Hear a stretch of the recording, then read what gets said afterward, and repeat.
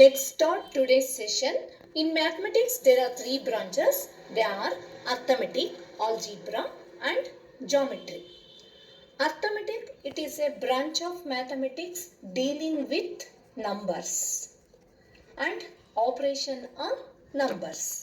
Arithmetic is useful in solving many practical problems such as buying, selling, etc. Okay. Next part is algebra. Algebra is a branch of mathematics which uses symbols to represent numbers to explain the concepts and rules of arithmetic.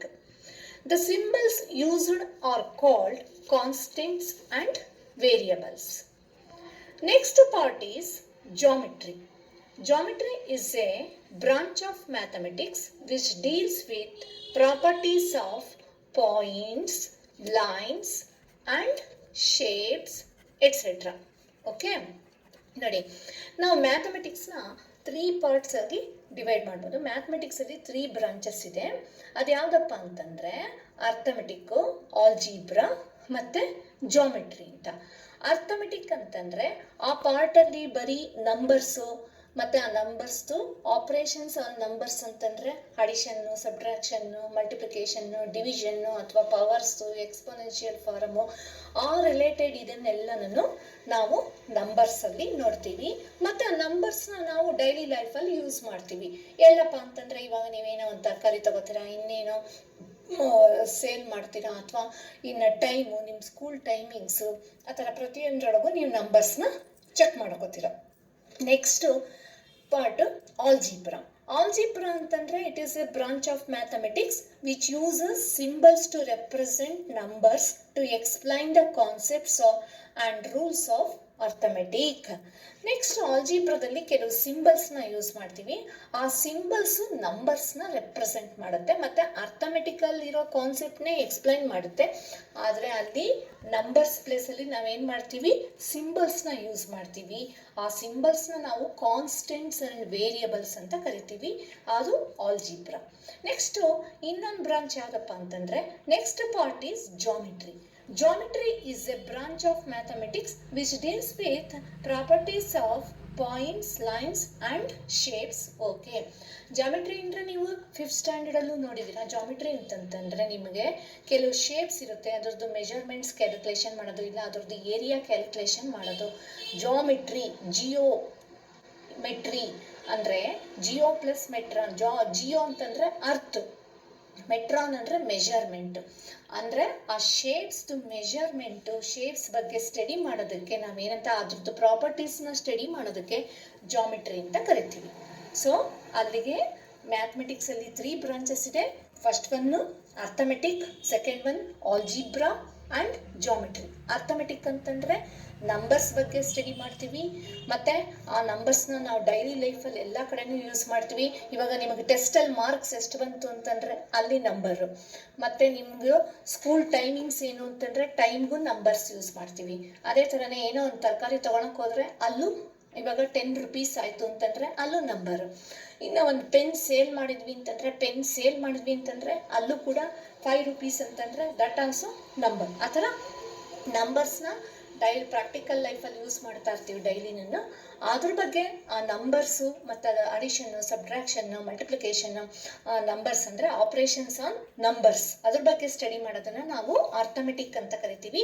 Next part algebra. Algebra ಅಂತಂದರೆ ಕೆಲವು ಸಿಂಬಲ್ಸ್ನ use ಮಾಡಿಕೊಂಡು, it is also A part of mathematics. ಕೆಲವು symbols use ಮಾಡಿಕೊಂಡು ನಾವು ನಂಬರ್ಸ್ನ represent ಮಾಡೋದಕ್ಕೆ algebra ಅಂತ ಕರಿತೀವಿ. ಆ ಸಿಂಬಲ್ಸನ್ನ ನಾವು ಕಾನ್ಸ್ಟೆಂಟ್ಸ್ ಆ್ಯಂಡ್ ವೇರಿಯಬಲ್ಸ್ ಅಂತ ಕರಿತೀವಿ. ನೆಕ್ಸ್ಟ್ ಜಾಮೆಟ್ರಿ ಅಂತಂದರೆ ಶೇಪ್ಸು, ಅದ್ರ ಪ್ರಾಪರ್ಟೀಸ್ ಬಗ್ಗೆ ಸ್ಟಡಿ ಮಾಡೋದಕ್ಕೆ ನಾವು ಜಾಮೆಟ್ರಿ ಅಂತ ಕರಿತೀವಿ. Okay, today we are going to start a lesson algebra. Before that, I want you guys to keep these books for maths classwork. Okay, 200 pages, single line, horizontal notebook for arithmetic and algebra classwork. 200 pages, unruled long notebook for geometry classwork, 200 pages horizontal book for homework and 200 pages notebook for UT. Okay. Now let us start today's session. First topic is constant. So constant means it has a fixed value. We know that all numbers are constants because their value does not change. Example 400 minus 7 etc. If we take 100, the value of 100 never changes. It will always be 100 only. It cannot be equal to 2 or it cannot be equal to minus 7 or any other number. So all numbers we call as constants because their value does not change.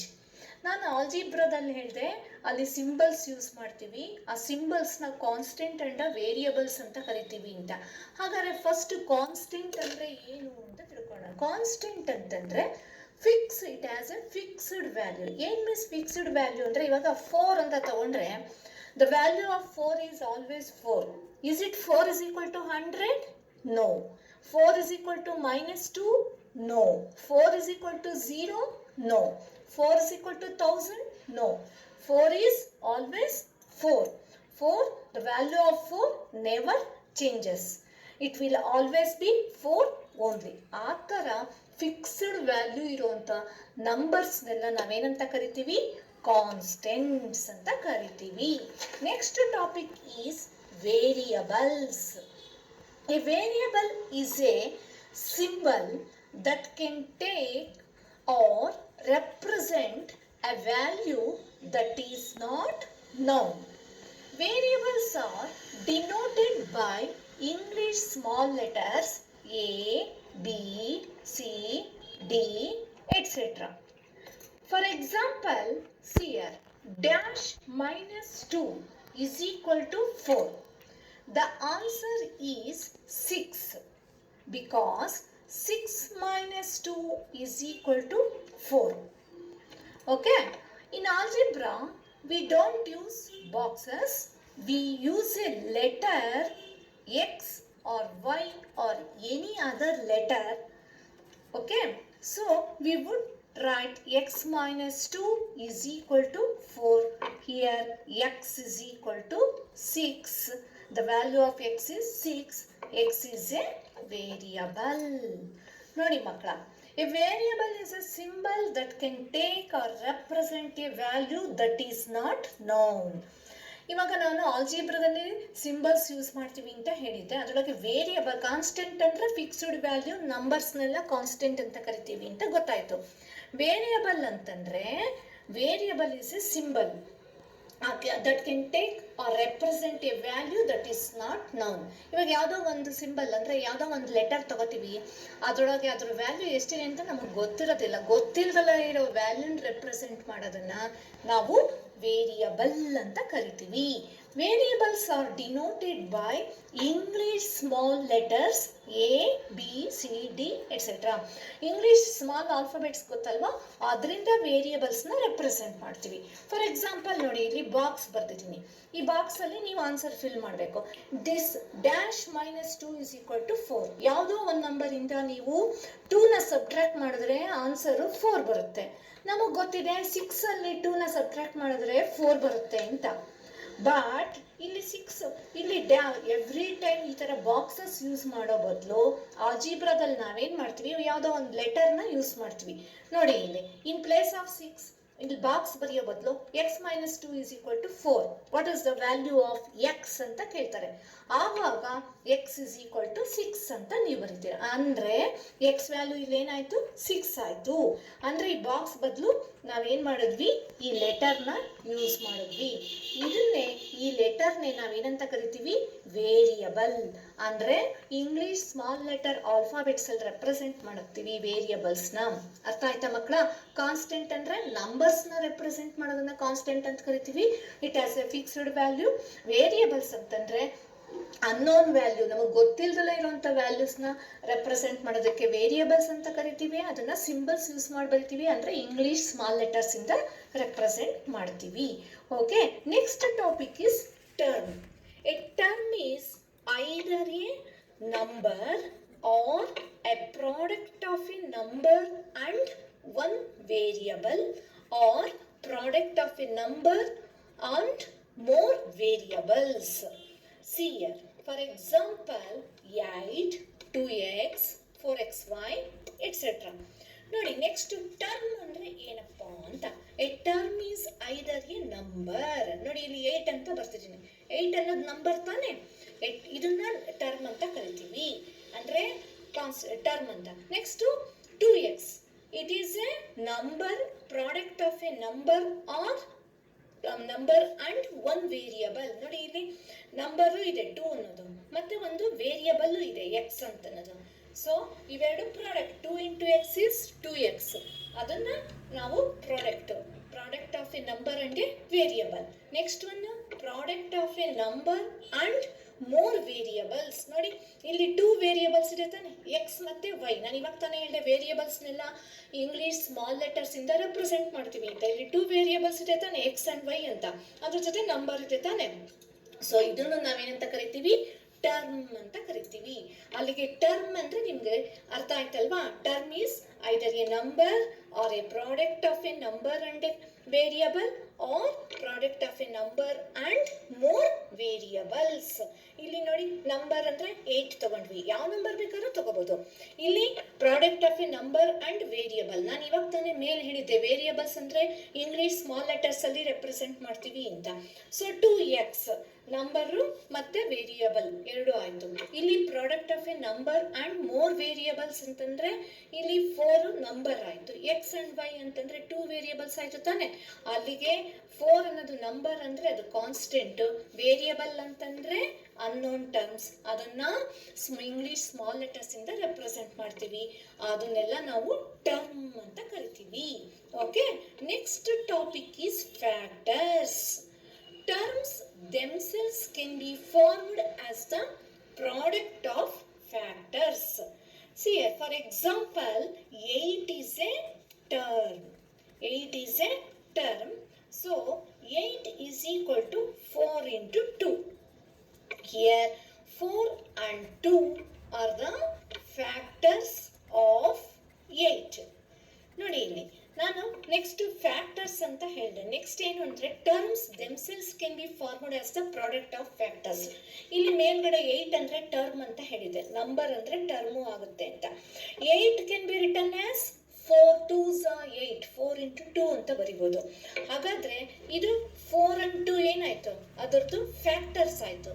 So 4 and 2 are the factors of 8. Similarly, 2x is a term. 2x is a term. 2x is equal to 2 into x. Here 2 and x are the factors of 2x. Okay, see 2x is a term. ನೋಡಿ, ಇಲ್ಲಿ 2x ಅನ್ನೋದು term. So 2x ಅನ್ನೋದು term ಅಂತ ನಾನು ಮೇಲ್ಗಡೆ term explain ಮಾಡುವಾಗಲೇ ಹೇಳಿದೆ, number ಮತ್ತೆ variable ಇದ್ರೆ ಟರ್ಮ್ ಆಗುತ್ತೆ ಅಂತ. ಈ 2x ನ ಏನಂತ ಬರೀಬೋದು, 2 into x ಅಂತ ಬರಿತೀವಿ. ಅಲ್ಲಿಗೆ 2 ಮತ್ತೆ x factors of 2x. Okay, similarly 4xy. 4xy is a term. Okay, so 4xy can be written as 4 into x into y. Therefore 4x and y are the factors of 4xy.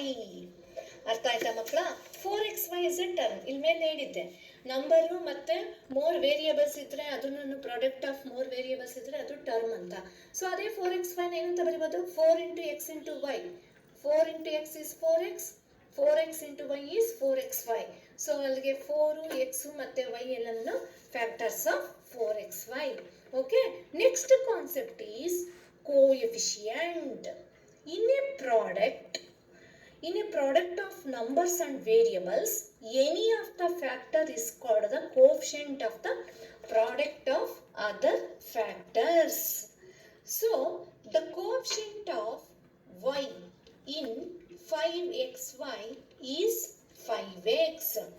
ಏನು miss ಏನೋ ಹೇಳ್ಬಿಟ್ರಿ, ಏನು ಗೊತ್ತಾಗೋದಿಲ್ಲ ಅಂತಂದರೆ, in a product of numbers and variables, ನಂಬರ್ಸ್ನ ಮತ್ತು ವೇರಿಯಬಲ್ಸ್ನ product ಇದ್ದಾಗ ಅದರೊಳಗೆ ಯಾವುದ್ರದ್ದಾದ್ರೂ ಒಂದು any of the factor is called the coefficient of the product of other factors. ಇವಾಗ 5xy ಅಂತಂದರೆ 5xy ಏನಂತ ಬರಿಬೋದು, 5 into x into y. 5x and y are the factors of 5xy. ಹೌದಾ? ಇದ್ರೊಳಗೆ ವೈದು ಕೋಎಫಿಷಿಯಂಟ್ ಏನಪ್ಪ ಅಂತಂದರೆ ಇನ್ನೇನು ಉಳಿತು ಇಲ್ಲಿ ನಿಮಗೆ, 5 ಮತ್ತು x. 5x is the coefficient of y. ಹಾಗಾದ್ರೆ ಎಕ್ಸ್ದು ಕೋಎಫಿಷಿಯಂಟ್ ಏನು ಮಿಸ್ ಅಂತಂದರೆ, ಎಕ್ಸ್ ತಗೊಂಡ್ರೆ ಮಿಕ್ಕಿದೇನು 5 and y. 5y are the coefficient of ಇದು ಏನು ಎಕ್ಸ್. ಸೊ ಹಾಗಾದ್ರೆ ಮಿಸ್ ಬರೀ 5 ಕೇಳಿದ್ರೆ what is the coefficient of 5 ಅಂತಂದರೆ ಇನ್ 5xy ಅಂತಂದರೆ ಎಕ್ಸ್ ಆ್ಯಂಡ್ ವೈ. ಓಕೆ, ಹಾಗಾದರೆ ಎಕ್ಸ್ ವೈದು ಕೋಎಫಿಷಿಯಂಟ್ ಏನು ಮಿಸ್ ಅಂತಂದರೆ 5. ಇಲ್ಲಿ 5 ಅನ್ನೋದು ನಂಬರ್ನ ರೆಪ್ರೆಸೆಂಟ್ ಮಾಡುತ್ತೆ, ಅದಕ್ಕೋಸ್ಕರ 5 is the numerical coefficient. 5 is called the numerical coefficient. ಯಾಕೆ ಅಂತಂದರೆ ಅದು ನಂಬರ್ನ ರೆಪ್ರೆಸೆಂಟ್ ಮಾಡುತ್ತೆ. Okay, the coefficient of y in 5xy is 5x. The coefficient of y in 5xy is 5x.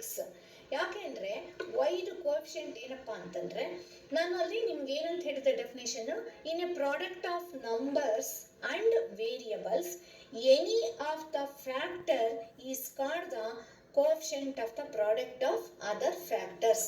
ಈಗ ವೈದು ಕೋಎಫಿಷಿಯಂಟ್ ಏನಪ್ಪ ಅಂತಂದರೆ ಅದ್ರ ಜೊತೆ ಇರೋದು ಯಾವುದು, 5x ತಾನೆ, 5x. ಹಾಗಾದರೆ ಮಿಸ್ ಎಕ್ಸ್ದು ಕೋಎಫಿಷಿಯಂಟ್ ಏನು ಅಂತಂದರೆ ಅದ್ರ ಜೊತೆ ಇರೋದು ಯಾವುದು, 5 and Y.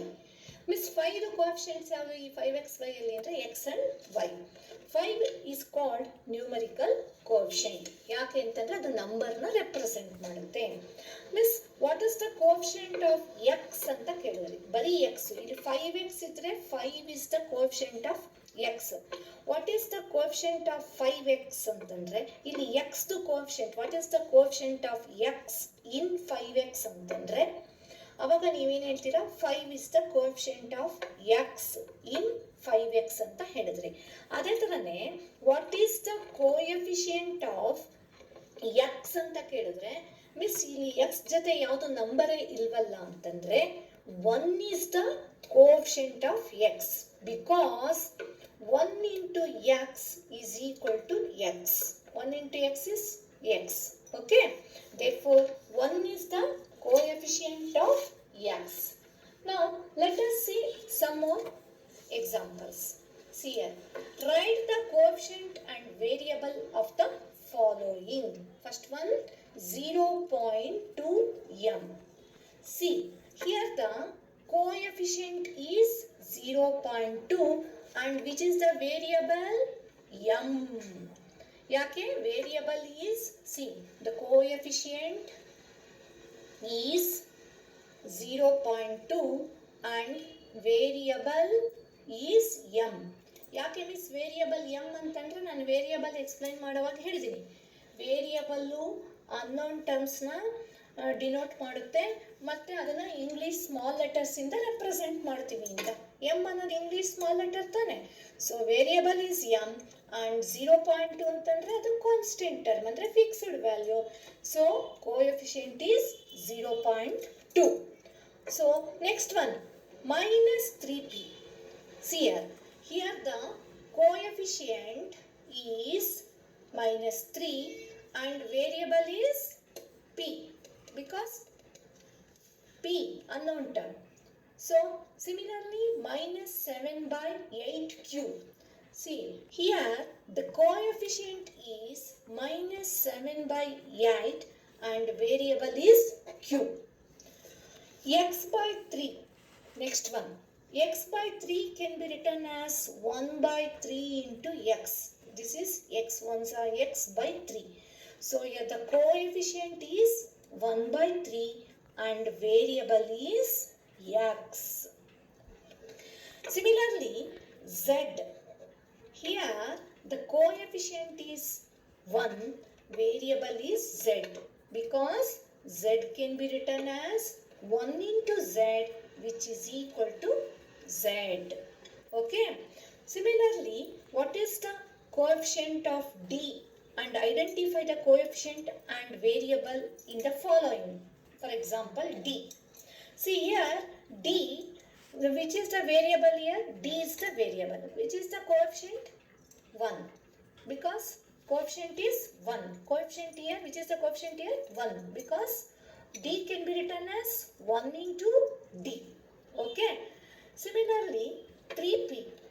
Here the coefficient is 3 and P is the variable. Coefficient is 3 and P is the variable. Okay. Now the next topic is, ಇದು ಅರ್ಥ ಆಯ್ತಾ ಮಕ್ಕಳು? ಅಂದ್ರೆ ಕೋಎಫಿಷಿಯಂಟ್ ಅಂತಂದ್ರೆ ನಾವು ನಂಬರ್ ರೆಪ್ರೆಸೆಂಟ್ ಮಾಡೋದನ್ನ ಕೋಎಫಿಷಿಯಂಟ್ ಅಂತ ಕರಿತೀವಿ. ವೇರಿಯಬಲ್ ಅಂತಂದ್ರೆ ಇಂಗ್ಲಿಷ್ ಸ್ಮಾಲ್ ಲೆಟರ್ಸ್ ನ ರೆಪ್ರೆಸೆಂಟ್ ಮಾಡೋದನ್ನ ನಾವು ವೇರಿಯಬಲ್ಸ್ ಅಂತ ಕನ್ಸಿಡರ್ ಮಾಡ್ತೀವಿ. ಸೊ ಇವಾಗ ವೇರಿಯಬಲ್ ಅಂದ್ರೇನು, ಕಾನ್ಸ್ಟೆಂಟ್ ಅಂದ್ರೇನು ಅಂತ ಎಲ್ಲ ನಿಮಗೆ ಗೊತ್ತಾಯ್ತು ಅಂತ ಅನ್ಕೊಂಡಿದ್ದೀನಿ. So okay, thank you.